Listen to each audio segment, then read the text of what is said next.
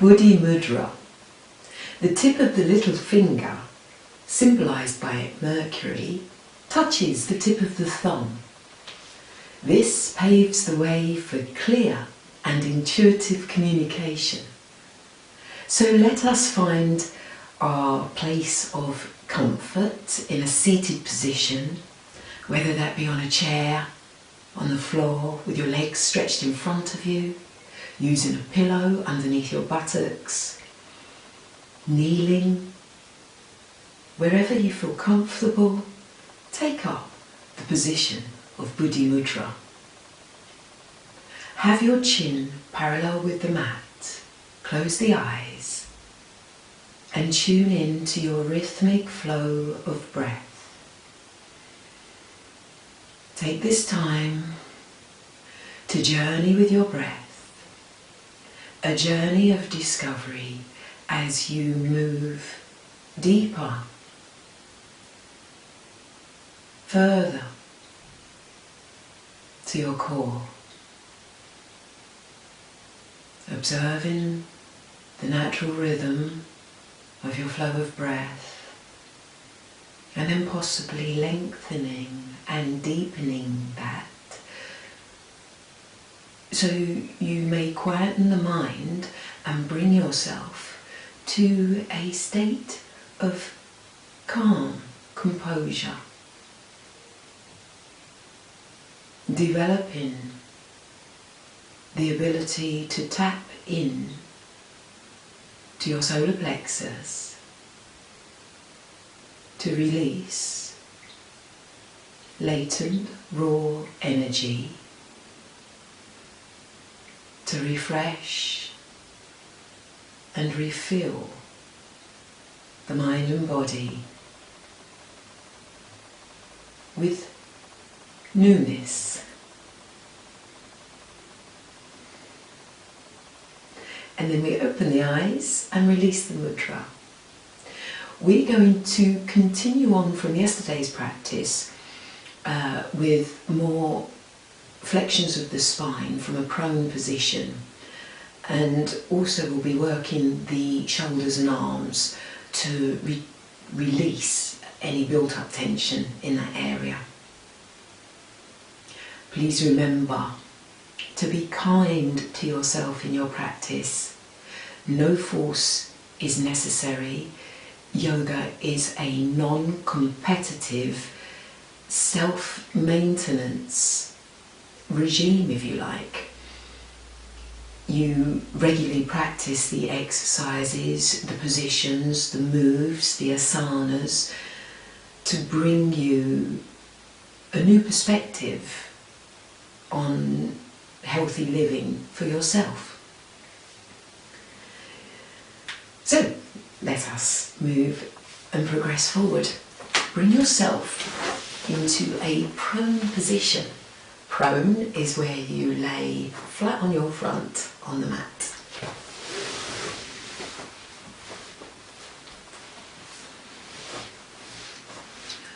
Bring the legs together. Have a breath in and stretch along the mat, and then with the elbows tucked close into the sides of your body, your forearms reaching forward in front of you, your fingers spread with the middle fingers pointing directly ahead. Relax the shoulders away from your ears. Rise up through the neck and the head, and have the chin just on a slight downward tilt so that you take out any creases from the back of the neck, and you find that the head and neck have become a natural extension of the spinal cord. Unclench your teeth, relax the skin on your face, breathe, becoming aware of the rhythm of your breath cycle. Scan in the body for any pockets of tension you may be harbouring. Allow them to unravel and to dissipate, especially on every exhalation. Then can we take a breath in and rise up, draw up, have that enlightened activity through the trunk of the body that makes you want to reach up, elevate. Can we raise the chin and the eyes? And then exhale and lower.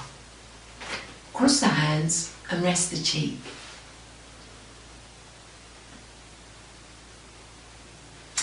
So now, if we put the point of chin on the floor and bend the right knee. If, when it comes to us taking our hands round to collect the right foot, if you do not have that reach, then use a belt or strap. You'll be able to have the belt around the front of the foot and then hold on to it either side and use it as a bridge to walk the hands towards the foot.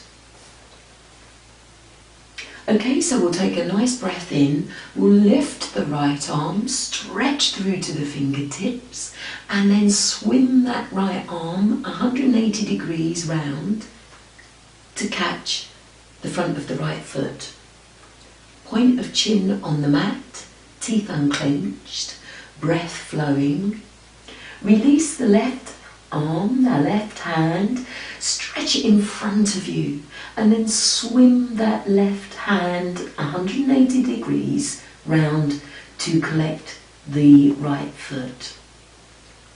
So now both hands have captured the foot or the belt. Take a nice deep inhalation and as you do so, draw the thigh away from the mat and rise up through the trunk of the body. Take any creases out of the back of the neck, so have a downward tilt of the chin, the eyes gazing down to the mat in front of you. And gently lower the thigh and release the foot consciously under control and allow the leg to straighten. Acknowledge if you've pulled any tension into the shoulders. Breathe out and let go of that. Then bring the point of chin once again to the mat. Breathe in, bend the left knee. Exhale. Again focusing on the rhythm of the breath, the opening of the rib cage, the inflating of the lungs as you release the left hand and swim it round 180 degrees to collect the left foot.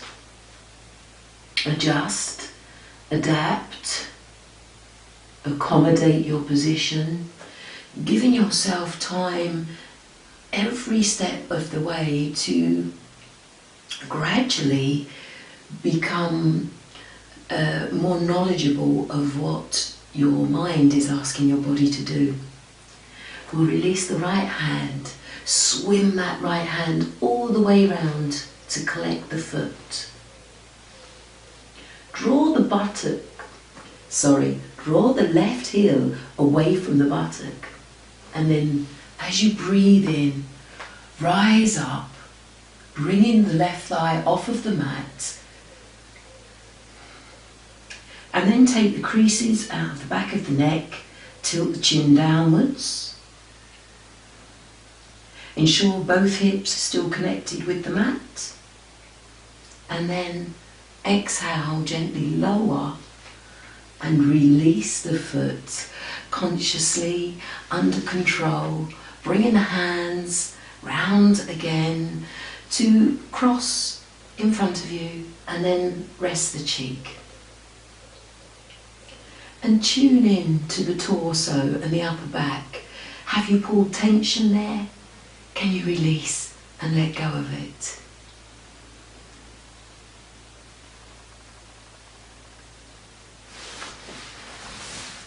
So now let's have a stretch along the mat. Think about creating space from your hips and extending that space all the way down through the legs into the toes. And then think about creating space from the hips and the lower area of the spine to move and reach forward, so you've actually made yourself longer on the mat. We are now going to practice the jackknife position with the arms. Again, take your time. Always work at a comfortable pace. Let's bring a point of the chin onto the mat. Swim both hands behind you to link them and rest at the base of the spine. Take a nice deep inhalation and begin to draw the hands up towards the ceiling. Breathe.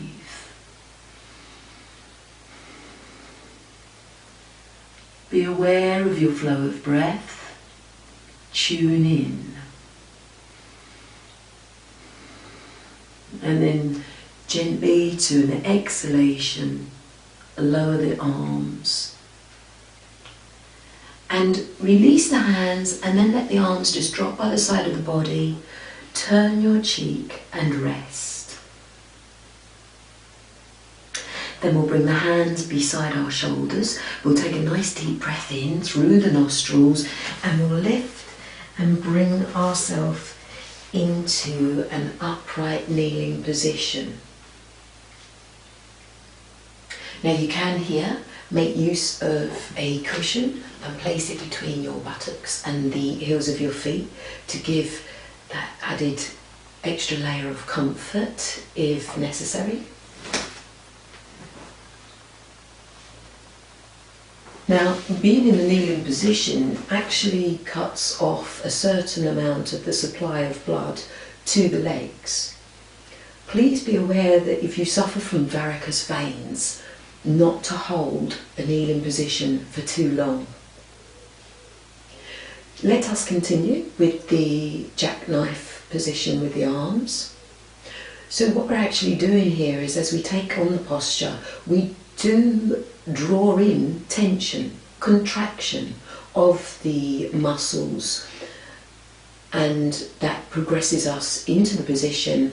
And then when we come out and we release the arms, we actually let go of more tension than we created, thereby releasing us of some of that feeling of rigidness, especially in the shoulder region. Remember to keep the teeth unclenched and the jawline nice and relaxed. So, let's take our hands behind us and link the fingers, and a nice breath in as we straighten through the arms. Exhaling, accommodating yourself into the foundation of the position. And remember, here is a good place to stay and watch the breath for a couple of rounds. You need move no further forward if it doesn't feel right or comfortable.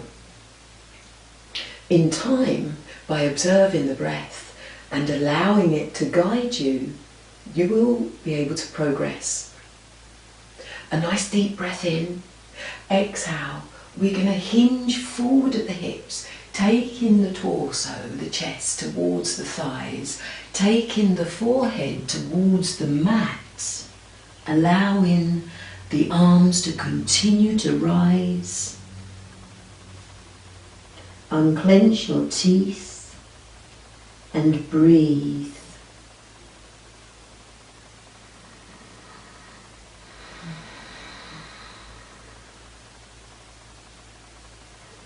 One more round of deep, conscious breathing. And then as you rise up, to a breath in, pull the tummy in, restack the bones of the spine. Allow the hands to lower, allow them to release, and then just rest them into the lap or on the thighs. And you might like to give them a little bit of a shake out. And then we're going to take ourselves to sit on our buttocks and extend our legs in front of us. Dandasana, staff posture. Bring the hands by the sides of your hips. Draw up through the trunk of the body. It's like making yourself feel as if you are at bookend. You want to draw the toes towards the torso. Draw in all 10 toes at the same time. So remember to bring those little toes in line with the big toes.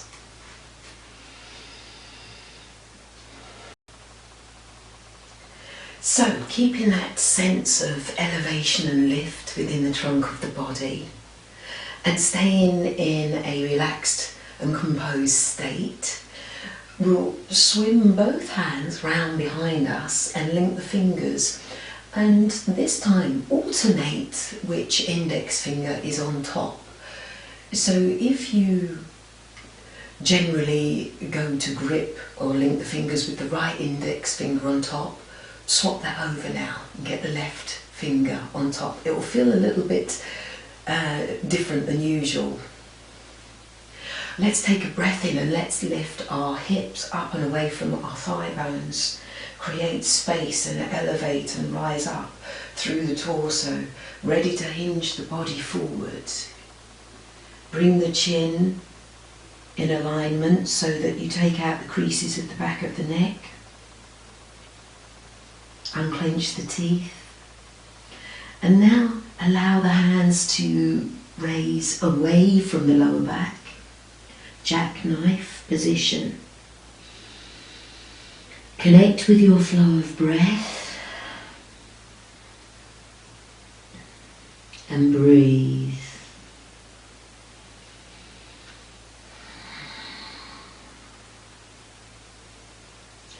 Hold the position, if you are able, for a couple of rounds of natural rhythmic breathing, and then you'll pull the tummy in to support the return of the spine to an upright position, and then you'll release the arms. You might like to give the arms a bit of a shake, shake the fingers almost as if you are shaking off water droplets from the fingertips, and release. Relax the shoulders.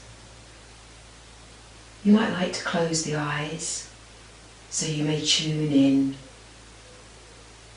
and be aware of how you feel internally and externally.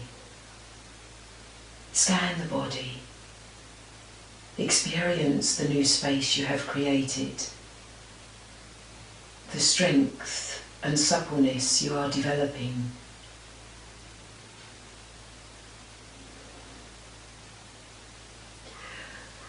Open the eyes, take a breath in, and draw the right heel in towards the perineum. The right knee will be out in line with the right hip. And if at this point you find that your right leg is hanging about in space, put a cushion underneath to support. Whilst the leg is hanging about with no support, it's going to contract too much, it's going to be tense, it's going to be rigid. It needs to soften and release and relax, so have a cushion underneath.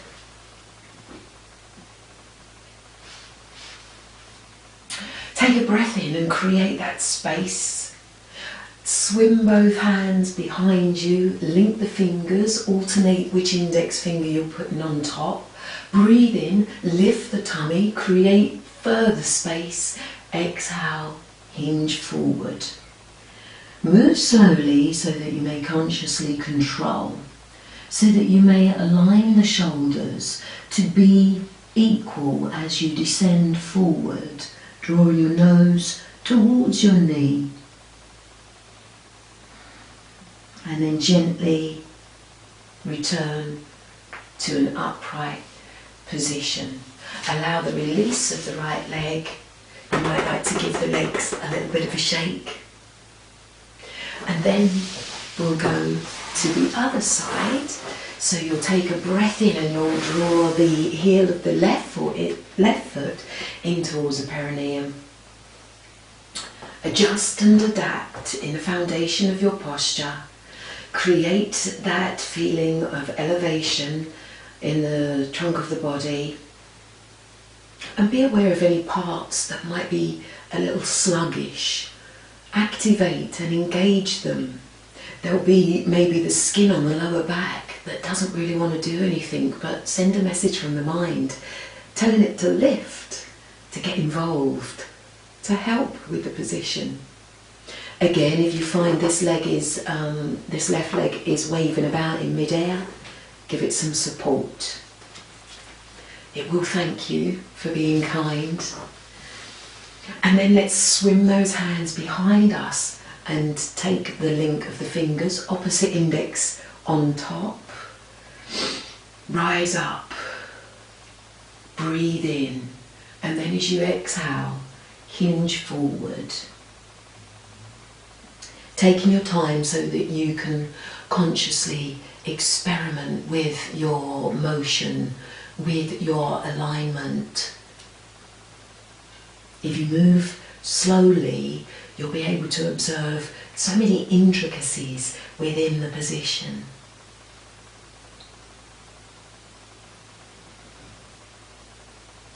And then after a full and complete round of breath, draw yourself to a central position, back to Dandasana. Hands by the sides, lift up and take a long breath out. You might like to sigh the breath out. And then bringing yourself to cross-legged position and taking the mudra, Buddhi mudra, little finger connecting with the tip of the thumb, the little finger symbolised by Mercury. And this mudra allows for clear and intuitive communication. Close the eyes, relax the jawline, release around the neck and the throat and the shoulders. Have a sense of lift through the trunk of the body.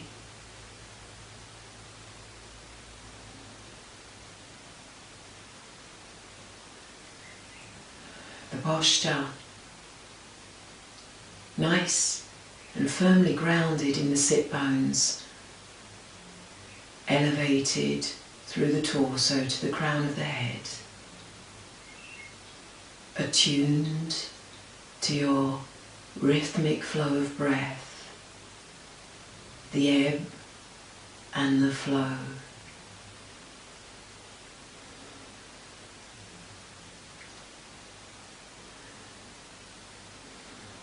And then open the eyes, bring the palms of the hands to rest at the sternum, the breastbone. Give thanks for your practice, becoming further aware of how you are developing a unity between your mind and body, which in turn is increasing your strength, your resilience, your immune system. Focus on everything you have and give gratitude for it. Avoid looking at what you do not have. And stay safe in the knowledge that yoga is good for you.